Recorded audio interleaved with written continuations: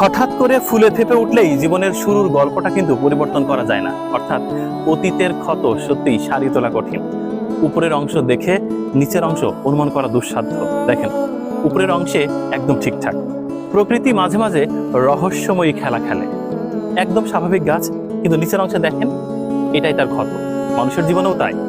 অতীতের ক্ষত কি কখনো সারাতে পেরেছেন? পারেননি। উপরে গাছটা স্বাভাবিক হয়েছে, কিন্তু জীবনের শুরুর যে গল্পটা ছিল সেই গল্পটা কখনোই লুকাতে পারেনি। প্রকৃতি আমাদের জীবনের সাথে অনেক কিছু মিল রেখে প্রদর্শন করে। এই গাছটির বেলায় বৈজ্ঞানিক ব্যাখ্যা হচ্ছে রোগাক্রান্ত হয়েছিল, পোকায় আক্রান্ত হয়েছিল। গাছটির শুরুর গল্পটা হচ্ছে এটা তার আসল জীবনের গল্প। তারপর স্বাভাবিক হয়েছে, সুস্থ হয়েছে, কিন্তু ওই যে ক্ষতটা, সেই ক্ষতটা কিন্তু রয়ে গেছে।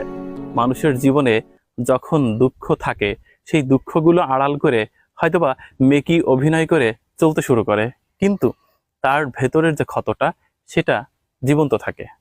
গাছের সাথে একটু মিল করলাম আর কি। কিন্তু ব্যাপারটা হচ্ছে, গাছটি রোগাক্রান্ত ছিল, আর এই অদ্ভুত ব্যতিক্রম গাছটি দূর থেকে দেখলে মনে হচ্ছে কেউ যেন একটা ছোট্ট কোনো কিছুর উপরে বসিয়ে রেখেছে।